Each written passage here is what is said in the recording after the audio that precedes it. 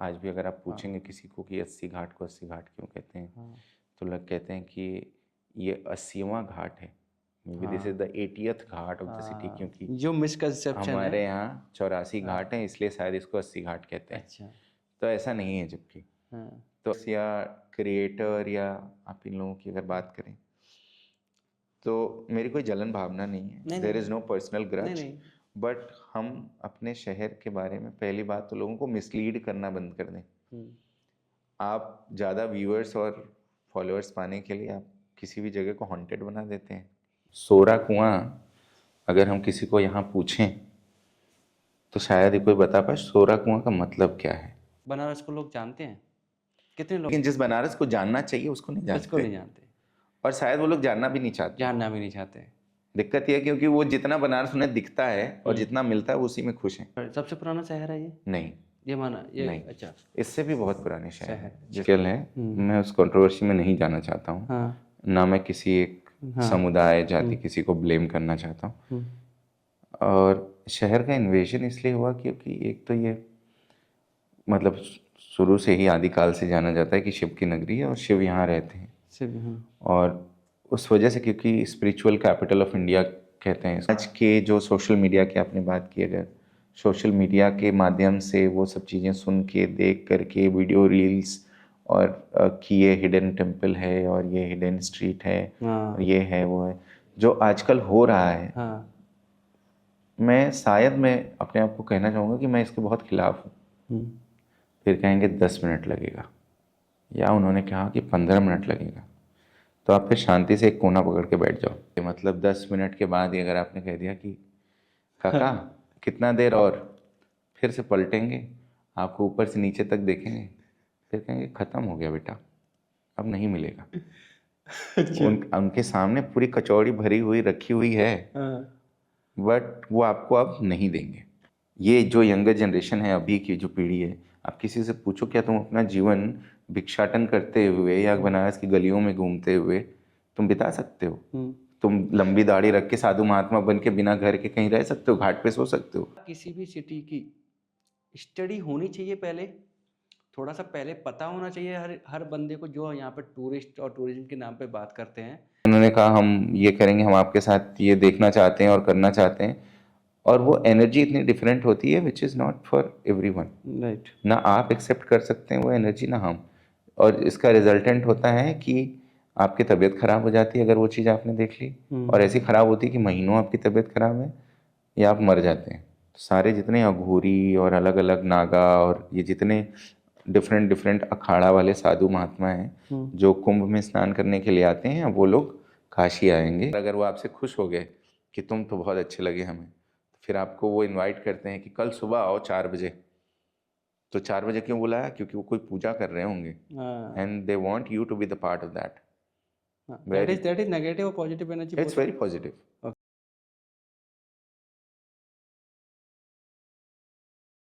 जिस शख्स से आज मिलने वाले हैं उन्हें पूरा बनारस अनुपम भैया के नाम से जानता है। उनके पास बनारस के बारे में जितना ज्ञान है उतना मैंने किसी से नहीं सुना है जितना ज्ञान उनके पास है। उन्होंने बनारस को सबसे ऊपर रखा है। तो चलो उनसे मिलते हैं, उनसे बात करते हैं, उनके बारे में जानते हैं, उनसे कुछ जानते हैं बनारस के बारे में। तो कैसे हो अनुपम भैया? मैं बिल्कुल बढ़िया हूँ। Thank you Rahul for having me here on this podcast. I am so grateful. Like this is a completely new setup for me. मैं पहले कभी इस तरीके के किसी पॉडकास्ट में मैंने किसी से बात नहीं की है। कहानियाँ तो सुनाता ही हूँ लोगों को अपनी बनारस की, तमाम मतलब बनारस से संबंधित और भी जो मैथोलॉजिकल चीज़ें हैं उससे, बट कभी इस तरीके के सेटअप पे कोई इंटरेक्शन नहीं हुआ। So thank you for bringing me here and introducing all these new setup to me. Same year same year.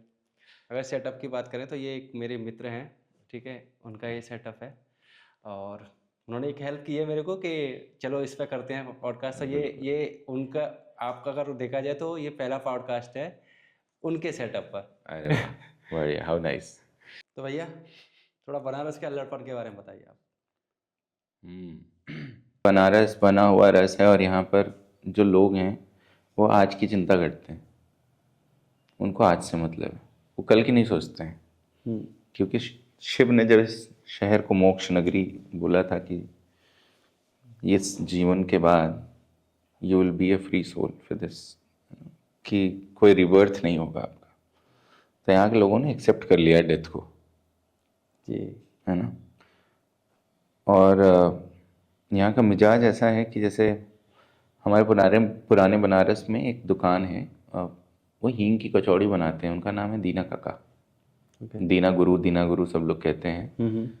तो पुराने बनारस में ठठेरी बाज़ार से आप अंदर जाएंगे तो वहाँ पे एक एरिया पड़ता है जिसको हम लोग सोरा कुआं के नाम से जानते हैं। सोरा कुआं अगर हम किसी को यहाँ पूछें तो शायद ही कोई बता पाए सोरा कुआं का मतलब क्या है। सोरा मतलब 16, 16, ओके। कुआं मतलब वेल। अच्छा, जो ओके, तो उस जगह को 16 कुआं ना बोल के सोरा कुआं बोलते हैं। ठीक है। तो वो 500 मीटर के डायमीटर में आपको 16 वेल्स मिल जाते हैं उस जगह पे। अच्छा, वहाँ पे 16 कुएं कुएं हैं अभी भी। तो इसलिए उस जगह को सोरा कुआं कहते हैं।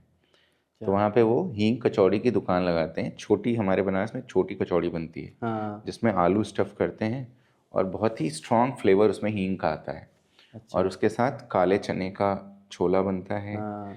और आम की और अनारदाने की खट्टी चटनी बनती है, इमली की चटनी बनती है, और वो सर्व करते हैं। और दीना काका शाम के समय 4 बजे के आसपास वो दुकान खोलते हैं और 7 बजे तक सोल्ड आउट हो जाते हैं। अच्छा। 7 बजे तक सोल्ड आउट मतलब ख़त्म। आपको अगर वहाँ पे कचौड़ी खानी है तो तो 4 से आपको 7 ही जाना पड़ेगा। 4 से 7 जाना पड़ेगा, और गाइडलाइन फॉलो करनी पड़ती है वहाँ पे। बहुत खूबसूरत। जैसे मैं वहाँ पहुँचा, मैंने कहा काका मैं और राहुल आए हैं, हमें 2 प्लेट कचौड़ी चाहिए। पहले आपको ऊपर से लेकर नीचे तक देखेंगे, फिर कहेंगे 10 मिनट लगेगा, या उन्होंने कहा कि 15 मिनट लगेगा।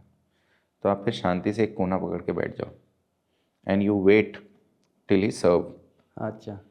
अगर आपने 15 मिनट के पहले मतलब 10 मिनट के बाद ही अगर आपने कह दिया कि काका कितना देर और, फिर से पलटेंगे, आपको ऊपर से नीचे तक देखेंगे, फिर कहेंगे ख़त्म हो गया बेटा, अब नहीं मिलेगा। उनके सामने पूरी कचौड़ी भरी हुई रखी हुई है, बट वो आपको अब नहीं देंगे। अच्छा। तो ये मिजाज है शहर का, अपना एटीट्यूड है। चाहे अगर वो इंसान, तो अगर उसने बोल दिया कि 7 बजे बंद हो जाती है तो 7 बजे बंद हो जाती बंद है। हो जाती है, और अगर उन्होंने कहा कि 10 मिनट बाद मिलेगी तो आपको 10 मिनट वेट करना पड़ेगा। अच्छा। अब भले आप 4 बजे पहुंचे, 4:30 बजे पहुंचे, दुकान खुली, उनके सामने पूरी टोकरी भर के रखी हुई है कचौड़ी, हाँ।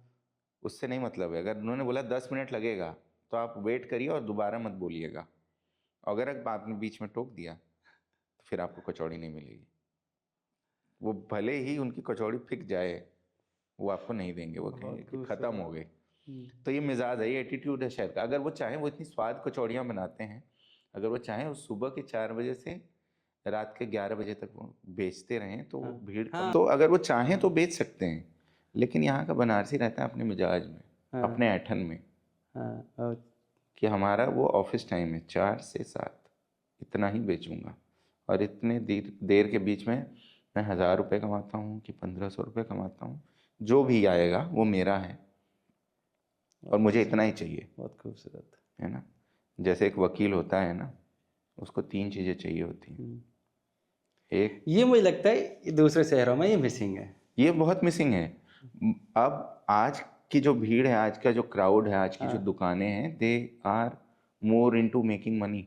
हाँ, इसी को लड़ पर वो बोलते हैं। 10 तरीके की चीज़ें, अब मतलब बहुत सारी ऐसी दुकानें हैं जहाँ पर पहले वो ट्रेडिशनली कचौड़ी बनाते थे, लेकिन अब वहाँ पर वो समोसे भी बनाने लग गए, क्योंकि अब वो दोपहर में भी खोल रहे हैं, है ना। बहुत, और मिठाइयाँ भी रखने लग गए हैं, पैक्ड नमकीन रखने लग गए हैं, वो हल्दीराम के पैकेट्स भी वहाँ दिखना शुरू हो गए हैं आपको। तो वैरायटी बढ़ाते जा रहे हैं क्योंकि लोगों को ज़्यादा पैसे कमाने हैं। बनारसी अभी भी ज़्यादा पैसा नहीं कमाना चाहता है, वो 500 रुपये कमाता है जिसमें उसका पान आ जाए। पर वो मैं जिस लड़पन की बात कर रहा था, हाँ, ये कहीं ना कहीं डिस्ट्रॉय हो रहा है, आपको लग रहा है? मतलब अब जो यंगर जनरेशन है ना, उसके अंदर वो सोल मिसिंग है, सोल मिसिंग है। जो हमसे पहले की पीढ़ियां हैं जी। जैसे मेरे फादर हैं, और जो उनकी एज में, जो अपने 45-50s की एज में है, वो वाला जो बनारस है ना, वो अभी भी बनारस उसी अल्हड़पन में जी रहा है, उसी मिजाज में, उसी एटीट्यूड में, है ना। अब जैसे एक एक रिक्शे वाला था, तो रिक्शा चलाते हुए जा रहा है, बनारसी रिक्शा वाला, पान खाया हुआ था, थूक दिया। एक आदमी बुलेट से जा रहे थे, उनके ऊपर पड़ गया पान। अच्छा। कहा बे, तो के देखात नहीं हो का? तो बोला देख के थूकना होता तो तोरा ही ऊपर थूकले होती का। अच्छा। तो ऐसे ही थूक दिए। तो वो वाला टाइम है ना बनारस का, अब वो जा रहा है। मुझे ऐसा लगता है, मुझे लगता है कि कहीं ना कहीं हम ज़्यादा मॉडर्न होते जा रहे हैं, ज़्यादा डिजिटल होते जा रहे हैं। डेवलपमेंट मतलब परिवर्तन संसार का नियम है, ये हम सब एक्सेप्ट करते हैं। बट बनारस में जो परिवर्तन हो रहा है in terms of infrastructure, in terms of crowd chaos, कहीं ना कहीं वो बनारस की सेहत के लिए ठीक नहीं है। सेहत के लिए ठीक नहीं। और जिस चीज़ के लिए बनारस जाना जाता है वो अब धीरे धीरे चीज़ें ख़त्म हो जाएंगी आने वाले समय में। एक समय था कि लोग अपने छोटे बच्चों को वेद विद्यालय भेजते थे पढ़ने के लिए, है ना। अभी भी है, अभी भी हमारे यहाँ वैदिक स्कूल है, कल्चर है, लेकिन अब वो चीज़ कम हो रही है। और जो लोग पढ़ के वहाँ से निकल रहे हैं वो कितने बड़े साधु महात्मा बनेंगे कि वो शादी करके अपना जीवन यापन करेंगे, गृहस्थ आश्रम में चले जाएंगे, कि वो कहीं गंगा के किनारे बैठ के योग तपस्या करेंगे, कहीं मेडिटेशन करेंगे, या कहीं संस्कृत के बहुत बड़े प्रकांड विद्वान बन जाएं। तो ये सब चीज़ें मुझे लगता है कि अब की जो यंगर जनरेशन है वो एक्सेप्ट नहीं कर रही है। अब के ज़्यादातर लोग मेट्रो सिटीज़ में भागना, उनको अपना ही शहर नहीं पसंद आ रहा है। तो मैं जो नहीं, पर वॉक्स उसका वगैरह, उसका उसका शायद मुझे लगता है कि फर्क वो भी तो है कि वो दुनिया को देख रहे हैं घूमते हुए उस तरीके से, उनको वो सही बात है, मतलब इसमें उनका दोष नहीं है इसमें। और हमारा कोई जिम्मेदारी थोड़ी है कि हम इकलौते थोड़ी हैं कि हम बनारस को बचा के रखें या हमको कोई इसके लिए पैसे दे रहा है। नहीं, सब everybody wants a better life, better home to live, वो बेटर बेटर लाइफ होता जॉब। क्या है? हाँ, बेटर लाइफ मतलब कि मैं तो बनारस से जब आता हूँ तो मैं बनारस से सीखता हूँ कि ये है ये लाइफ सबके लिए एक्चुअली। अपनी अपनी अलग अलग परिभाषाएं हैं। हाँ। जैसे हमारे लिए बेटर लाइफ अगर कोई पूछे कि आपके लिए क्या है, क्या एक कमरा, इसमें पंखा लगाओ, एसी भी नहीं चाहिए, हाँ। एक पंखा लगाओ, पीने का पानी मिलता हो, है ना, और नित्य कर्म की एक जगह हो जहाँ आदमी नहा वहा ले, और गंगा का किनारा हो, यहाँ की कचौड़ी सब्जी हो, दिन भर का चाट हो, और शाम के समय दोस्तों के साथ घाट हो। तो यही हम मेरे लिए, तो यही मेरी मेरी लग्जरी यही है। हाँ। लेकिन अब के लोग, मतलब मेरी उम्र के लोग हैं जिनको अच्छा फ्लैट बनाना है, एक ज़मीन खरीदनी है, बहुत बड़ी बिल्डिंग बनानी है, और जिसमें उनको अपने, भाई सब कुछ आता है ना, लैविश लाइफ हो, एसी भी हो, फोर व्हीलर भी हो, सब कुछ हो। मेरे पास आज भी टू व्हीलर नहीं है। मेरे पास एक साइकिल हुआ करती थी जब मैं ग्रेजुएशन में था, और मेरे यहाँ थोड़ी दिक्कत भी है, वो गाड़ी रखने की जगह नहीं है, तो इसलिए भी नहीं है। तो मैं आज भी ऑटो में चलता हूँ, आज भी रिक्शे में, साइकिल रिक्शे में जाता हूँ। पता नहीं, शायद आपने, एक और अल्लड़पन की बात मैं आपको बताता हूँ, आप कभी किसी रिक्शे पे बैठ जाना और रिक्शा वाला जो पैसा मांगे, जैसे आपने मान लो 80 से और रिक्शा लिया, साइकिल रिक्शा, वो कहता है मैं 100 रुपये लूँगा आपको गदौलिया ले जाने के। कहना ठीक है चलो, मैं आपको 120 दूंगा, बैठ जाना। और उस रिक्शे वाले से कुछ भी पूछो, अभी हम जो पॉडकास्ट पे आप हमसे पूछ रहे हैं, आप उससे पूछो चाचा ये आप कितने साल से बनारस में हैं? है ना, आप बनारस को कैसे देखते हैं, आप बनारस को कैसे जीते हैं, आप सोते कहाँ हैं, आप खाते कहाँ हैं। तो उनकी एक तो लग्जरी आपको अलग समझ में आएगी कि वो कहाँ खाते हैं, कहाँ सोते हैं, कहाँ के रहने वाले हैं। और दूसरा, उनसे जो आपको कहानी आपको सुनने को मिलेगी ना, जो बनारसी मिजाज आपको देखने को उनमें मिलेगा, वो आपको बनारस में बाकी लोगों में नहीं मिलेगा।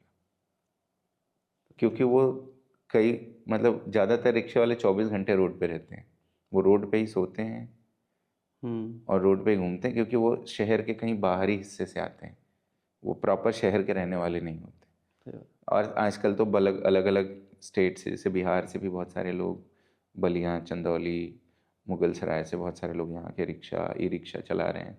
लेकिन साइकिल रिक्शा वालों का वो अलग मिजाज है, और कई बार तो वो आपको गाना गा के भी सुनाते हैं। अच्छा। बहुत ही मज़ेदार होता है। तो ये मैं जो बोल रहा था ना कि यंगर जनरेशन है, कि अब जैसे आपने जो आप 10 साल पुरानी फोटोज देखो बनारस की, आपको उसमें बहुत सारे साधु, तांत्रिक, हाँ, वो मुझे है ना, नहीं। अघोरी, हम्म। और गलियों में जाते हुए आपको कहीं ना कहीं कोई साधु, जैसे आज गाय बैल मिल जाते हैं आपको, वैसे ही आपको कहीं ना कहीं कोई साधु महात्मा मिल जाए, हम्म। कहीं कोई मिल जाए तो कोई आपको दो बात बता दे, लेकिन अब नहीं मिलेगा। हाँ, बहुत कम देखे हैं और मैंने। जो फेसेस आपने पिक्चर्स में, वीडियोस में आपने पहले देखे हैं, वो फेसेस मिसिंग है बनारस में। बनारस मिसिंग है। अब उनकी जगह कौन लेगा, आप बताओ। हम्म। ये जो यंगर जनरेशन है, अभी की जो पीढ़ी है, आप किसी से पूछो क्या तुम अपना जीवन भिक्षाटन करते हुए या बनारस की गलियों में घूमते हुए तुम बिता सकते हो? हम्म। तुम लंबी दाढ़ी रख के साधु महात्मा बन के बिना घर के कहीं रह सकते हो, घाट पे सो सकते हो? सबको अच्छी एजुकेशन चाहिए। आज सब कुछ बदल रहा है। पहले जैसे पहले साड़ी बुनकर जो है वो अपने हम्म। बच्चे को अच्छे स्कूल भेज रहा है पढ़ने के लिए, ताकि वो अच्छा आदमी, वो बुनाई ना करे। हम्म। वो जनरेशन टू जनरेशन जो पास ऑन चीज़ें हो रही थी एक समय तक, अब वो शायद मॉडर्न होने की वजह से और डिजिटलाइज होने की वजह से ज़्यादा लोग उस तरफ अब भागना शुरू कर दिए हैं। पहले अघोरियों का यहाँ पर रहता था बनारस में। मुझे लगता है कि अघोरी शायद पहले थे, अभी भी हैं या नहीं, विलुप्त होते अभी गए? अघोरी नहीं है। अघोरी आते हैं। अ, तंत्र विद्या के बारे में कुछ ज़्यादा जानकारी तो मुझे नहीं है कि हम्म। उसका प्रोसेस क्या होता है, बट हमने बहुत बार देखे हैं लेकिन अघोरी। और अगर अगर बनारस में अघोरी नहीं, तो अघोरी का सबसे ज़्यादा मतलब मोच वाला मुझे लगता है जहाँ पे। करेक्ट, जहाँ पे जो क्रिमेटोरियम, जहाँ स्मशान होता है, वो लोग वहाँ पर अपना तंत्र साधना करते हैं। हाँ। और एक समय था कि मणिकर्णिका के पास पास बहुत सारे लोग ऐसे रहते थे, अभी भी रहते हैं, अगर आप ढूंढेंगे तो मिलेंगे। मिलेंगे, हाँ। लेकिन एक लेजिट जो अघोर हम्म। परंपरा को फॉलो कर रहा है, जो अघोर की पूजा कर रहा है, ऐसे लोग मुझे अब नहीं दिखाई देते। आज से 8 साल पहले, 10 साल पहले तक थे। हम्म। और बहुत सारे ऐसे बनारस में इंसिडेंसेस भी हुए, क्योंकि ये जो टूरिस्ट आते हैं ना, वो उनको बहुत फैसिनेटिंग लगता है। उनको लगता है बड़ा, अरे, कि मतलब they can talk to these departing और बहुत सोल्स, इजीली एक्सेसिबल है है ना, क्योंकि घाट इजीली ओपन हो गए। एक्सेसिबल है। अब वो गए, उन्होंने कहा हम ये करेंगे, हम आपके साथ ये देखना चाहते हैं और करना चाहते हैं। और वो एनर्जी इतनी डिफरेंट होती है, which is not for everyone. Right. ना आप एक्सेप्ट कर सकते हैं वो एनर्जी, ना हम। और इसका रिजल्टेंट होता है कि आपकी तबीयत खराब हो जाती है अगर वो चीज़ आपने देख ली, और ऐसी खराब होती है कि महीनों आपकी तबीयत खराब है या आप मर जाते हैं। तो ऐसे एक दो इंसिडेंट्स हो चुके हैं बनारस में पहले। अच्छा। तो जिसको पुलिस ने संज्ञान में लिया, और उसके बाद ये इस तरीके की चीज़ें कि कोई जाके कि अघोरी एक्सपीरियंस, अघोरी के साथ जा कर के आधी रात में गंगा के उस पार तप यज्ञ करना है और कोई तंत्र सिद्धि करनी है, तो ये सब चीज़ें एक तरीके से स्टॉप हो गई बनारस में एक समय के बाद। ओके। क्योंकि फिर ये एम्बेसी का मामला हो जाता है तमाम, क्योंकि विदेशी लोग ज़्यादा इसमें इंटरेस्टेड होते हैं, वो जानना चाहते हैं, देखना चाहते हैं हर चीज़। क्या होता क्या है? लेकिन वो सब कुछ सबके लिए नहीं है। सबके लिए नहीं। अब इसका प्रभाव बनारस पे ये पड़ा कि यहाँ से जो उस तरीके के अघोरी थे, जो सीरियसली अघोर अ, का वो पूजा कर रहे थे और सब कुछ कर रहे थे, वो लोगों ने जगह बदल ली। अब वो लोग यहाँ आते हैं यहाँ, लेकिन बहुत कम समय के लिए। हम्म। और जैसे ज़्यादातर कुंभ के समय लोग आते हैं। अभी हमारे यहाँ कुंभ आने वाला है, जनवरी में शुरू हो जाएगा महाकुंभ। तो उस समय आपको होली के ठीक पहले सारे जितने अघोरी और अलग अलग नागा और ये जितने डिफरेंट डिफरेंट अखाड़ा वाले साधु महात्मा हैं जो कुंभ में स्नान करने के लिए आते हैं, वो लोग काशी आएंगे ठीक होली के पहले, 10 दिन पहले आ जाते हैं। और उस समय बनारस सबसे सुंदर दिखता है, क्योंकि उन घाटों पर एक तरफ से चेत सिंह जैन घाट से लेकर के और आपके मणिकर्णिका, सिंधिया घाट, भोसले घाट तक, ये सारे नागा, अघोरी, अलग अलग साधु महात्मा अपनी अपनी कुटिया बनाते हैं जिसमें लोग रहते हैं। और आप वॉक करिए, सुंदर फोटो, बहुत ही ऐसी बातचीत होती है। They will invite you for a cup of चाय विद देम, कि अच्छा। वो लकड़ी पे चाय बना रहे होते हैं अपनी कुटिया में, वो आपको बुलाएंगे कि आओ बच्चा बैठो चाय पियो हमारे साथ, है ना। उस चाय में चीनी बहुत होती है, लेकिन दे विल इनवाइट यू बहुत। और फिर कई बार अगर वो आपसे खुश हो गए कि तुम तो बहुत अच्छे लगे हमें, तो फिर आपको वो इनवाइट करते हैं कि कल सुबह आओ 4 बजे। तो 4 बजे क्यों बुलाया? क्योंकि वो कोई पूजा कर रहे होंगे, हाँ। And they want you to be the part of that. That is negative और positive energy it's very positive, okay positive बहुत ही पॉजिटिव है। एंड कई बार होता है कि वो ऐसी चीज़ें आपको दिखाएंगे, मतलब not in a negative manner, जैसे कि वो सुबह सुबह ठीक जब सूरज उगता है उस समय वो स्नान कर रहे होंगे, ओके तो आप फोटोग्राफर हैं तो तुम कल आओ बच्चा, मैं तुम्हें अच्छी फोटोज दूंगा, अच्छा उस तरीके से कल आना तुम। पर लेकिन उनका वो आपको उनको लगना चाहिए कि आप अच्छे इंसान हो ये या वो उनको खुद पहचानते से हैं आना चाहिए। वो पहचानते हैं वो हाँ, और वो बहुत जल्दी, वो इन अ मिनट आपको समझ जाते हैं कि आप क्या हैं, क्योंकि उन्होंने इतनी सिद्धियां प्राप्त की हैं, जी जी उनको सब समझ में आ जाता है। तो बनारसी मिजाज, बनारसी अल्हड़पन और जो नया बनारस है, अब बदल रहा है बनारस, थोड़ा बदल रहा बनारस बदल रहा है। और मैं, रिक्वेस्ट है मेरी सबसे कि बनारस को बचाया जाए, बनारस को बनारस रहने दिया जाए। बनारस को बनारस रहना दिए जाए। बनारस का इम्पोर्टेंस अगर देखा जाए किताबों में या जहाँ पर भी हम देखते हैं वो उससे भी बहुत ज़्यादा इम्पोर्टेंस है जो कि शायद समझ नहीं आ पा रहा है बहुत से लोगों को। बनारस अ, मतलब ऐसा शहर है जिसको किसी किताब में नहीं लिखा जा सकता। मैंने आपको अभी कुछ देर पहले बताया था ना, बनारस देखने और जानने भर का शहर नहीं है, बनारस महसूस करने का शहर है। आप जब आप शहर को फील करना शुरू करते हैं तो तब आपको समझ में आता है कि बनारस महासागर है, और यहाँ पर यहाँ के लोग, यहाँ पे से जुड़ा हुआ अध्यात्म, यहाँ का सब कुछ, मतलब A to Z। अगर आप हर चीज़ों की सीक्रेट्स ढूंढना शुरू करेंगे तो आपको आपको समझ में आना लगेगा कि बहुत लेयर्ड है ये बनारस, और इतनी लेयर किसी किताब में नहीं लिखी जा सकती। क्योंकि एक तो ये भी बात है कि इतनी चीज़ें हमें पता ही नहीं है, बहुत सारी ऐसी चीज़ें हैं जिसके बारे में, शहर के बारे में जानते ही नहीं है। बहुत सारे ऐसे मंदिर हैं, ऐसी मूर्तियाँ आपको रास्ते चलते हुए मिल जाएंगी जो कि एकदम से क्षणित हो चुकी हैं, ख़त्म, जिनका बस एक शेप बचा हुआ है। आप इमेजिन करिए वो कितनी पुरानी मूर्ति होगी, कि सैंडस्टोन की मूर्ति बनी है लेकिन वो ऑलमोस्ट गल चुकी है मूर्ति, मतलब वो कितनी पुरानी होगी, उसकी भी तो कोई कहानी होगी, उसकी भी तो खाली बस वो नहीं है, शहर को 4 बार तोड़ा गया, 4 बार पूरी पूरी तरीके से सत्यानाश कर दिया ये थोड़ा गया। सेंसिटिव टॉपिक है, मुझे उससे बात भी करनी थी। ये ऐसा क्यों, मतलब या तो इसमें बहुत कुछ इन्फॉर्मेशन थी अकाशी के पास, ये कई बार तोड़ा गया है राइट, कई बार इन्वेडर्स आए हैं यहाँ पर, कई बार कुछ हुआ है। करेक्ट। अब इसमें ये थोड़ा, जैसे आपने कहा, कंट्रोवर्शियल है, मैं उस कंट्रोवर्सी में नहीं जाना चाहता हूँ, हाँ ना मैं किसी एक समुदाय, जाति, किसी को ब्लेम करना चाहता हूँ। और शहर का इन्वेजन इसलिए हुआ क्योंकि एक तो ये, मतलब शुरू से ही आदिकाल से जाना जाता है कि शिव की नगरी है और शिव यहाँ रहते हैं, और उस वजह से, क्योंकि स्पिरिचुअल कैपिटल ऑफ इंडिया कहते हैं इसको, कि ये आध्यात्म का शहर है, और तमाम मंदिर हैं यहाँ पे, तो ये शहर पूरा ना वेल्थ से भरा हुआ था, बहुत धन संपदा थी इस शहर में। हर मंदिर में अष्टधातु की मूर्तियाँ, सोने चांदी हीरे जवाहरात, सब चीज़ें थी। तो मुझे ऐसा लगता है कि शहर को तोड़ने के पीछे 2-3 कारण हैं। एक तो लूट, दूसरा डोमिनेंस। डोमिनेंस मतलब कि, और मैं ये नहीं कहूँगा कि इस्लामिक रूलर्स ने बस तोड़ा या मुग़लों ने तोड़ा, इसमें बहुत सारे इन्वेजन्स हुए जिसमें मिडिल ईस्टियंस भी शामिल थे, लेकिन वो थोड़े छोटे थे।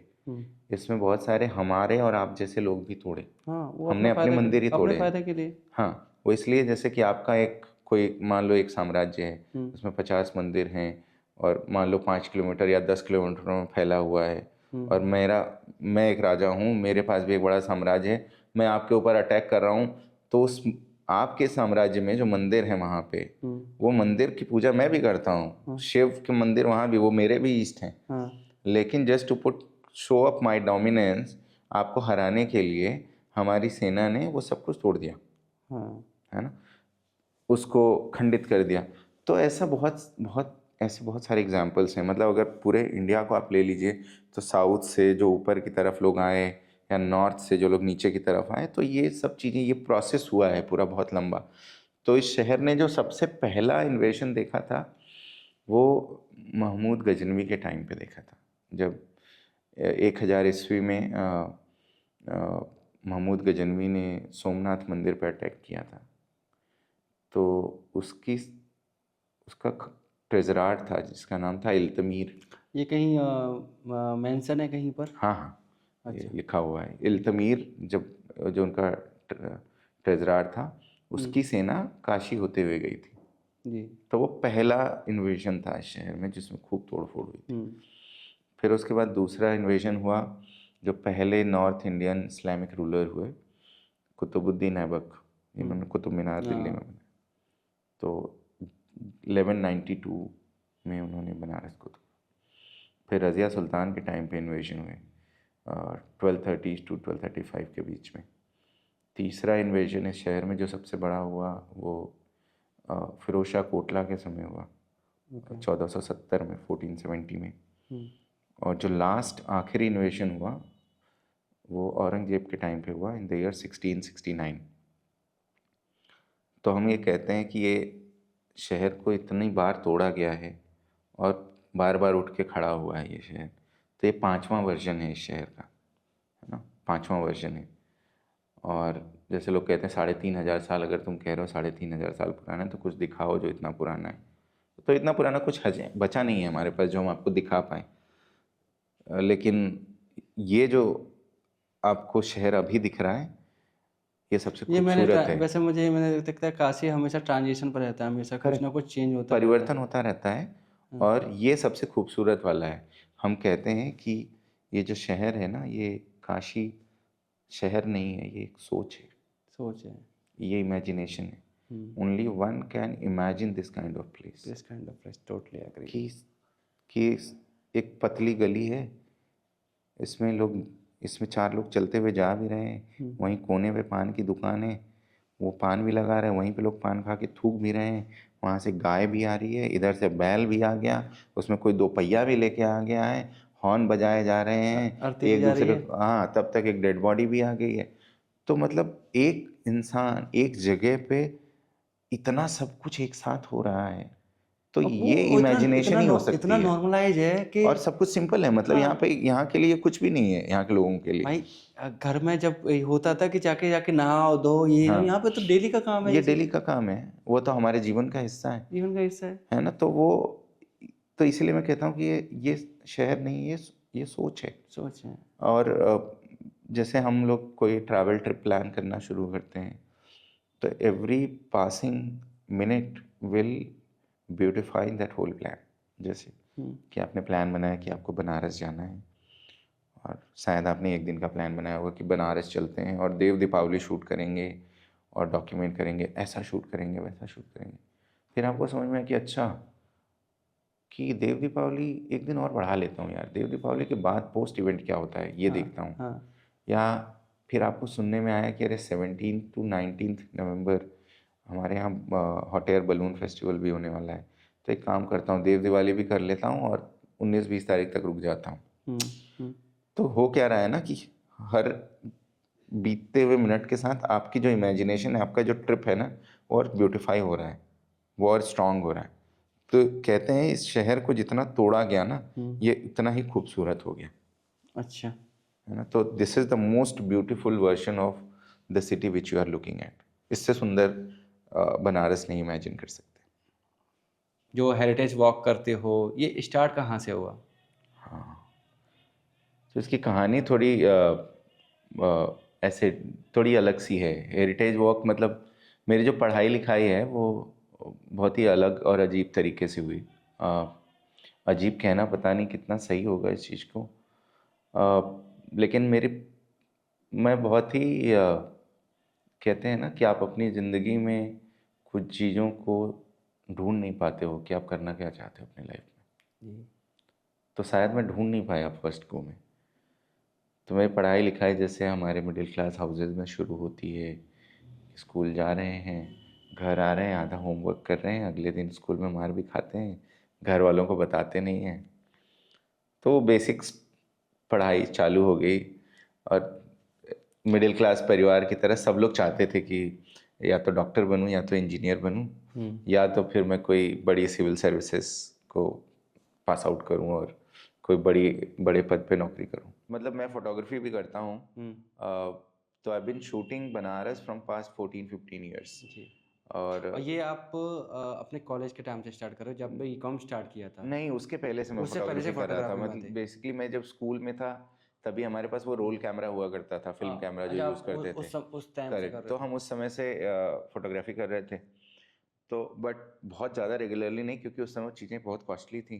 कैमरा अफोर्ड करना प्लस वो रोल खरीदना, क्योंकि उसमें लिमिटेशन थी। पर आप उस समय करियर क्यों नहीं सोच रहे थे फोटोग्राफी में? आई एम जस्ट थिंकिंग कि आप उस समय भी तो, जैसे आप बीकॉम कर रहे थे, तो वो हाँ, क्या सॉलिड उस समय पर नहीं था ऐसा कुछ? मतलब मुझे पता नहीं था कि photography can be a stream where you can make money. अच्छा, उस समय मेरे हिसाब से वो दौर नहीं था, वहाँ पे शायद वेडिंग फोटोग्राफर्स देखे जाते थे उस समय हाँ, पे? उस समय वो वेडिंग फोटोग्राफी बहुत ही छोटी चीज़ मानी जाती थी, हाँ, वो इतनी बड़ी थी नहीं। थी नहीं। आज जहाँ पर लोग लाखों रुपए दे रहे हैं वेडिंग फोटोग्राफी के, वो उतना था ही नहीं, जी, उतना बड़ा नहीं मुझे था। लगता है रेस्पेक्टेड उस समय नहीं था वो इतना। नहीं, वो जॉब रिस्पेक्टफुल नहीं थी। हाँ, ऐसे लगता था जैसे हम लोग के गांव में और हम लोग के बाजार में या आसपास के जो स्टूडियो वाले होते थे वही लोग वेडिंग फोटोग्राफी करते थे। हाँ, वो थोड़ा जो एक ओल्ड एज है वो शायद हाँ, अभी भी उस चीज़ को ही करेक्ट। लेके वो चलते जो हैं। आजकल हमारे यहाँ वो सिनेमैटिक वीडियो और कैंडिड हाँ, फोटोज की बात अब अभी तो होने यूज है, लगे। अभी अभी तो अब तो हाई डिमांड है। हाँ, तो पहले ये सब नहीं था कि आप कोई बनारस घूमने आए हैं और आप उसको बनारस दिखा रहे हो अपने आँख से, अपने आप अपने अंडरस्टैंडिंग से। राइट,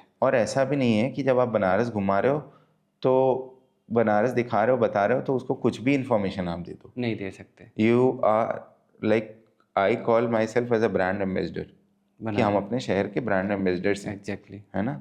हम सब जो भी शहर में वो रिक्शा चलाने वाला भी है वो भी ब्रांड एम्बेसडर है इसमें शहर। एक छोटा सा क्वेश्चन है, बनारस को लोग जानते हैं? कितने लोग बनारस को जानते हैं? हाँ, मतलब मुझे बनारस को तो सब जानते हैं। नहीं, नहीं नहीं, बनारस को जानने का मतलब मेरा, मैं समझ रहा हूँ, मुझे बनारस का ये पता है कि बहुत बढ़िया सिटी है, ग्रैंड सिटी है, ये सिटी है, क्या मैं मैं बनारस वही को कह रहा जानता हूँ हूँ? कि बनारस को सब जानते हैं, हाँ, लेकिन जिस बनारस को जानना चाहिए उसको नहीं उसको जानते। नहीं जानते, और शायद वो लोग जानना भी नहीं चाहते। जानना भी नहीं चाहते। दिक्कत यह है क्योंकि वो जितना बनारस उन्हें दिखता है और जितना मिलता है वो उसी में खुश हैं। इतना बोलते, वो भी बनारस अब कहाँ रहने दे रहे हैं? ट्रू। अब वो बनारस शायद जा रहा है। जाना है। ये एक एक जो ये जो आपने सोशल मीडिया का जिक्र किया या फिर आप बोल रहे हो, तो ये बनारस के लिए हार्मफुल है या बनारस के लिए ठीक है? नहीं, मुझे ये बना मतलब अगर बनारस एज अ सिटी आप देखें तो इसको the oldest continuously inhabited city of the world कहते हैं। कि इस एक हेरिटेज की बात हम लोग करते हैं ना, मुझे कि बसावट, पुरानी बसावट क्या होती है। हाँ, शहर को हेरिटेज क्यों कहते हैं? क्योंकि हेरिटेज का मतलब कोई कितना साल, बिल्डिंग और आर्किटेक्चर नहीं होता है। जी जी, हेरिटेज का मतलब होता है कि इस शहर में लोग रहते कैसे हैं, इस शहर की बसावट कैसी है, रहावट कैसी है, यहाँ के लोग पहनते क्या हैं, यहाँ के लोग चलते कैसे हैं, यहाँ के लोग बात कैसे करते हैं। है ना? उस गली नुक्कड़ मुहाने पे रहने वाले लोग अपना जीवन यापन कैसे कर रहे हैं यहाँ पे। तो वो क्या है ना, हेरिटेज है शहर का। उस that's what make it heritage. Heritage मतलब कोई बिल्डिंग आर्किटेक्चर नहीं होता है। और ये शहर पुरातन शहर इसलिए कहा जाता है क्योंकि ये शहर आज भी वैसे रह रहा है जैसे आज से 3000 साल पहले, 4000 साल पहले था। कितना पुराना मुझे सुना जाता है पुराना बनारस बहुत पुराना शहर है। बनारस मतलब अगर आप सबूतों में विश्वास रखते हैं तो उस अगर प्रूफ पे जाएं तो उस प्रूफ के हिसाब से कुछ मैं मान के चलता हूँ कि कुछ 3500 साल पुराना है। सबसे पुराना शहर है ये? नहीं, ये माना ये नहीं, अच्छा, इससे भी बहुत पुराने शहर शहर, हैं। जैसे फॉर एग्जांपल एथेंस, ओके। बहुत सुंदर। भारत का सबसे पुराना शहर मान सकते हैं? कह सकते हैं एक तरीके भारत से, का सबसे बड़ा, कह सकते हैं। लेकिन इस तरीके के जो रेसिडेंशियल सेटअप्स हैं, जैसे अगर आप बनारस को काशी कहते हैं ना, तो काशी जो जो शब्द है ये, इसका मतलब है द सिटी विच इल्यूमिनेट्स, मतलब प्रकाश का शहर।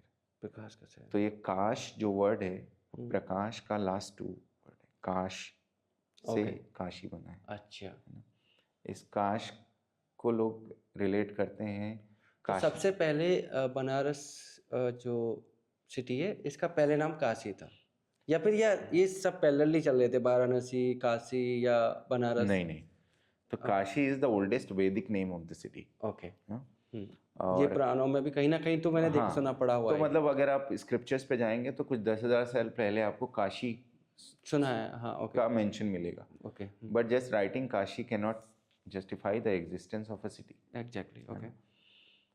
फिर इस शहर में अगर आप बिल्कुल उत्तर की तरफ जाएं, जो राजघाट पुल है, उसके बाद वहाँ पर एक ASI साइट है, लाल खां का टूम बोलते हैं, उसके बगल में नीचे कुछ रूइंस हैं। ओके।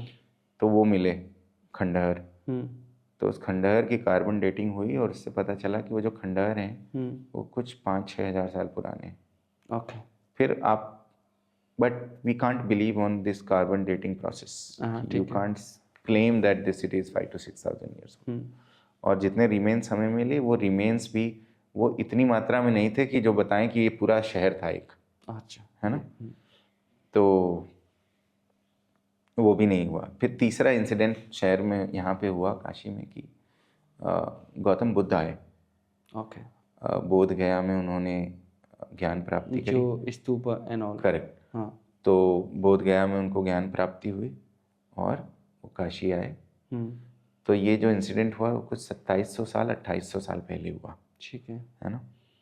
तो जब बुद्ध आए तो बुद्ध के टाइम से तो बनारस को जाना जाता है जहाँ पे बुद्ध ने अपना पहला उपदेश दिया था, है ना, ठीक है। बुद्ध के बुद्धिज्म के बारे में, एनलाइटमेंट के बारे में अपने पहले 5 मित्रों को बताया था यहाँ ठीक पे। है। तो बुद्ध जब आए तो उस समय ये शहर था और बुद्ध के समय से हमारे पास इंस्क्रिप्शंस, स्क्रिप्चर्स, प्रॉपर डॉक्यूमेंटेशन, ये सारी चीज़ें मिलने लग गई उस समय की बात से। हाँ। तो हम ये मानते हैं कि अगर हम सबूतों में विश्वास रखते हैं तो ये शहर कम से कम 3,500 साल पुराना है, 3,500 साल पुराना है ना। और अगर आप माइथोलॉजी में विश्वास रखते हैं तो कहते हैं कि जब शिव जब इस संसार में कुछ भी नहीं था तब ये शहर था। शिव ने बसाया हुआ शहर बोलते हैं सभी लोग, कहते हैं ऐसा। और जब इस संसार में कुछ भी नहीं बचेगा तो ये काशी बची रहेगी। कहते हैं कि शिव प्रोटेक्ट कर रहे हैं because this city belongs to the destroyer himself. And Shiva कहते हैं कि मैं अपनी जब पूरा प्रलय होगी तो मैं इस शहर को अपने त्रिशूल पे उठा लूँगा और इसका कभी विनाश नहीं होगा। इसलिए काशी अविनाशी भी कहते हैं। काशी अविनाशी, ओके, है ना, जिसका विनाश नहीं हो सकता। और बट इस शहर में अब जैसे जब शिव की बात हो रही है तो शिव आए यहाँ अपने गृहस्थ आश्रम में। शिव तो रहते थे कैलाश मानसरोवर में। नहीं, जब कलयुग की एक बात करते हैं, मैं थोड़ा सा माइथोलॉजी में जा रहा हूँ, थोड़ा सा रिलेटेड नहीं है। जब बोलते हैं कि यार सब कुछ खत्म हो जाना तो ये भी काशी भी खत्म होगा ना। फिर जैसे बोलते हैं ना कि अभी कलयुग चल रहा है तो कल्कि का जन्म होगा, उसके बाद ये सब कुछ दोबारा से रीबिल्ड होगा। हाँ, वो ठीक है, मतलब फ्यूचर तो हमने नहीं देखा है, बट हमने जो भी अपने समय में अभी तक जो हमने पढ़ा है और जितना जाना समझा है, कहते हैं कि इस पृथ्वी का अपना एक तरीका है चीज़ों के साथ डील करने का। और कई सालों, कई हजारों साल के बाद एक बार महाप्रलय होती है जिसमें सब कुछ खत्म हो जाता है। तो बेसिकली शहर का जो निर्माण है वो महाप्रलय है। महाप्रलय के बाद ये शहर बना, मतलब कई करोड़ों साल पहले प्रलय हुई और उस समय एक ही भगवान, एक निर्गुण निराकार परब्रह्म जिसका कोई शेप, साइज, कलर नहीं है, वो एक एनर्जी है जो कि पूरे संसार को ड्राइव कर रही है। तो उन्होंने अपने रहने के लिए एक जगह बनाई। पूरी पृथ्वी डार्क थी, अंधेरा हो गया था, तो एक जगह बनाई जहाँ पर लाइट थी, वो था काशी। जहाँ पर उन्होंने प्रकाश, तो इसको इसीलिए कहते हैं द सिटी, वो जगह जो चमकती हो, जो प्रकाशित हो। तो वहाँ पे शुरू हुआ। ठीक है। और वाराणसी क्यों बोलते हैं ऐसे? वाराणसी इसलिए बोलते हैं, वाराणसी ज्योग्राफिकल नेम है शहर का। और अगर आप ये तो कुछ सालों पहले ही ये बेसिकली ये ब्रिटिशर्स के टाइम से लिखा जाने लगा। ठीक है। और अगर आप देखें तो बनारस में 2 नदियों का संगम है, 2 अलग अलग कॉर्नर्स पे। 80 घाट पे लोग आज भी, अगर आप पूछेंगे किसी को कि 80 घाट को 80 घाट क्यों कहते हैं, तो लोग कहते हैं कि ये 80वां घाट है, may be this is the 80th Ghat of the city, क्योंकि जो मिसकंसेप्शन है। हमारे यहाँ 84 घाट हैं, इसलिए शायद इसको 80 घाट कहते हैं। अच्छा। तो ऐसा नहीं है, जबकि हाँ। तो ये 80 नहीं है, ये 80 है। 80 का मतलब है तलवार की नोक। ओके। तो दुर्गा कुंड मंदिर है ना, हाँ 80 घाट से थोड़ा पीछे पश्चिमी तरफ जी। दिशा में आप जाएंगे तो वहाँ पे आपको दुर्गा कुंड का मंदिर है। वहाँ कहते हैं कि दुर्गा जी की एक राक्षस से लड़ाई हो रही थी, and that was a quite a long fight, बहुत बहुत लंबी चली। हाँ। और उसका वध करने के बाद दुर्गा इतनी थक चुकी थी कि उन्होंने अपनी तलवार ऐसे ज़मीन में गाड़ दी, नीचे रख दी, और जहाँ पर उन्होंने तलवार की नोक जहाँ ज़मीन में घुसी, वहाँ से एक वाटर स्ट्रीम बाहर आई, which was converted into a river. इसलिए उस नदी का नाम 80 नदी पड़ गया। हाँ। और वो 80 नदी जहाँ आज 80 घाट है, वो एक समय में वहाँ आकर के मिलती थी गंगा में। अभी थोड़ा और उसको पीछे की तरफ पुश कर दिया है लोगों ने, अब क्रूज वगैरह खड़े होते हैं उसके उस तरफ, रविदास घाट के पास मिलती है। तो 80 नदी का संगम की वजह से उस घाट को 80 घाट कहते हैं। सिमिलरली अगर आप बिल्कुल उत्तर दिशा में जाएंगे शहर के, तो वहाँ पे राजघाट ब्रिज को पार करके जाएंगे तो आखिरी जो घाट है उस तरफ उत्तर की तरफ, जिसको हम लोग आदि केशव घाट कहते हैं, हाँ। वहाँ पे एक और ट्रिब्यूटरी नदी है जिसका संगम है गंगा में, उसको वरुणा कहते हैं। The whole stretch between river Varuna and river Assi is Varanasi, okay. From where the name came out. देखो ये इन्फॉर्मेशन मैं आपसे बात कर पा रहा हूँ, तो अब शायद मेरे पास इन्फॉर्मेशन है ये वाली, ठीक है। एक शहर को जब आप आते हो तो आप समझते हो, या कुछ लोगों से मिलते हो, जैसे आप जैसे लोगों से मिलते हो, तो उनके बारे में थोड़ा समझने को मिलता है कि बनारस है क्या, या वो शहर कैसा है। लेकिन टूरिस्ट तो बहुत बढ़ रहे हैं, हर सिटी में टूरिस्ट बढ़ रहे हैं किसी ना किसी रीजन से, पर उसके बारे में अंडरस्टैंडिंग नहीं है। तो एक होता है कि वो बहुत से लोग सिर्फ घूम के चले जाते हैं, उन्हें शायद वाराणसी के बारे में, बनारस बोलो या वाराणसी के बारे में, उन्हें शायद पता ही नहीं चलेगा कि एग्जैक्टली सिटी का एग्जिस्टेंस क्यों है और क्यों ये इतना पॉपुलर है। कुछ लोग चीज़ देखने आते हैं कि चलो कोई काशी विश्वनाथ मंदिर आ रहा है या कोई घाटों में घूमने आ रहा है, पर उन्हें शायद ये नहीं पता है कि एग्जैक्टली हम आ क्यों रहे हैं, ठीक है। तो मैं ये जानना चाह रहा हूँ कि क्या किसी भी सिटी की स्टडी होनी चाहिए पहले, थोड़ा सा पहले पता होना चाहिए हर हर बंदे को जो यहाँ पर टूरिस्ट और टूरिज्म के नाम पे बात करते हैं, या फिर नहीं है? क्योंकि अगर सिटी को, अगर मैं बोलूँगा कि मुझे भाई ये सिटी को सिटी रहे, मतलब इस वाराणसी को का जो कोर है ना वो ख़त्म नहीं होना चाहिए, जो कि एक तरह से टूरिस्ट आता है कि यहाँ के लोग भी तो चेंज होंगे ना, क्योंकि वो उनको चाहिए वही चीज़ दिखानी है, तो वही चीज़ मैं दिखाऊंगा। अगर वो उनकी अंडरस्टैंडिंग पहली होगी तो वो आप मांगेंगे ही नहीं वो चीज़। मैं उस चीज़ करूँ कि क्या उसकी स्टडी होनी चाहिए पहले। अब ये डिपेंड करता है, पर्सनल इंटरेस्ट है ये। जैसे यहाँ पे बहुत सारे लोग आते हैं। बनारस का मतलब मैं आपको समझा देता हूँ। बनारस का मतलब है Banaras, it's a readymade juice corner. मैं इसको कहता हूँ कि जीवन के सारे रस यहाँ पे हैं। ठीक है। यहाँ पे जो लोग आते हैं, कई तरीके के यात्री आते हैं, ठीक है। एक भीड़ है जो आती है गंगा में डुबकी लगाने और काशी विश्वनाथ के दर्शन पाने। एक भीड़ है जो यहाँ आती है साड़ियाँ खरीदने। एक कैटेगरी है जो यहाँ आती है जैसे मेरे जैसे लोग खाना खाने। Banaras is heaven for foodies, truly, and in every different season you will get different kind of delicacies। ठीक है। एक भीड़ है जो यहाँ आती है संगीत के लिए, ठीक है, यहाँ के नृत्य के लिए, बनारस घराना है। ठीक है। एक भीड़ है जो यहाँ आती है शांति ढूंढने, ठीक है। इतना क्योटिक शहर है, उसमें भी वो शांति ढूंढने आते हैं। ठीक है। एक भीड़ है जो यहाँ योगा और मेडिटेशन के लिए आती है, क्योंकि गंगा के किनारे जितने बसे हुए शहर हैं, जैसे आप ऋषिकेश और हरिद्वार चले जाइए तो वहाँ बहुत मेडिटेशन सेंटर, योगा सेंटर्स हैं। बनारस में भी हैं, but Banaras is more residential and more about it's temples. एक भीड़ और है जो यहाँ आती है ये देखने कि ज़िंदगी और मौत दोनों एक ही पेज पे कैसे हैं। ठीक है। यहाँ पे ज़िंदगी इतनी केयरफ्री कैसे है कि देयर इज़ एक जलती हुई चिता के बगल में खड़ा होकर एक आदमी चाय भी पी लेता है। वो अपने दोस्त से बात भी कर लेता है। कैसे कर लेता है? कैसे कर लेता है? उनको डर क्यों नहीं लगता है? हाँ। कुछ ऐसे भी लोग हैं जो ये समझने आते हैं कि इसको दुनिया की one of the oldest continuously inhabited, मतलब सबसे पुरानी बसावट और रहावट क्यों कहते हैं इस शहर को, ये समझने आता है। तो बनारस का मतलब है सब कुछ अवेलेबल है आपको यहाँ, मृत्यु के तांडव से लेके जीवन के आनंद तक और त्योहारों के उत्सव, सब कुछ, मतलब उत्सव का शहर है ये।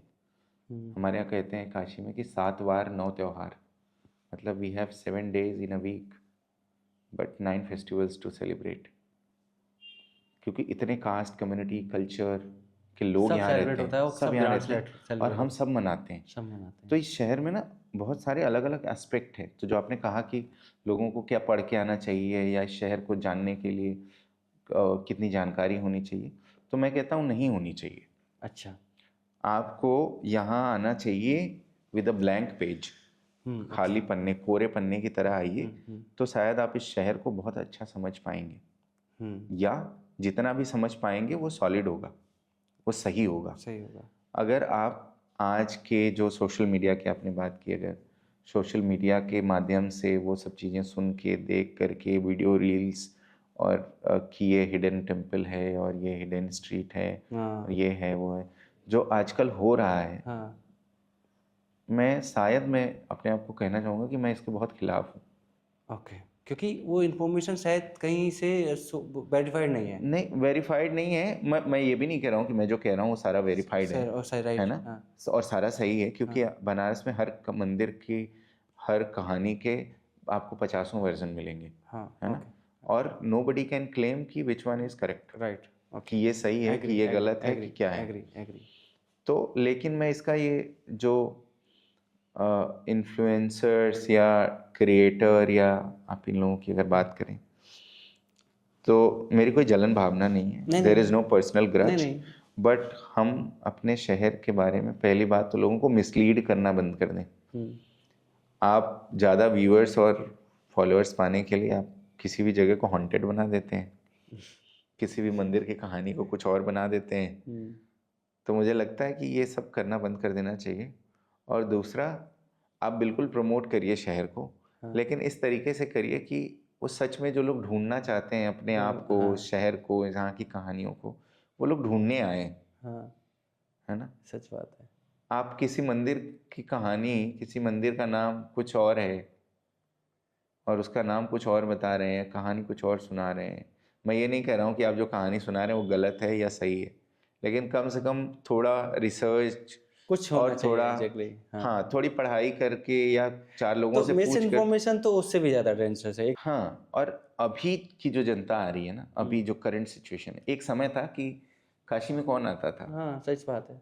कोई एरोप्लेन नहीं थी ना, उतनी रेल की कनेक्टिविटी नहीं थी। अब तो देखा देखी आ रहे हैं ना लोग। हाँ, मुझे मैं लोग बैलगाड़ी में आते थे, टोंगा में आते थे, कैसे आते थे, कहाँ से आते थे लोग, शहर के 40-50 किलोमीटर की पेरीफेरी से आते थे लोग। हाँ जी, उनके लिए गंगा स्नान करना, विश्वनाथ के दर्शन पाना, और वो जब आते थे तो वो अपने पूरे परिवार के साथ आते थे।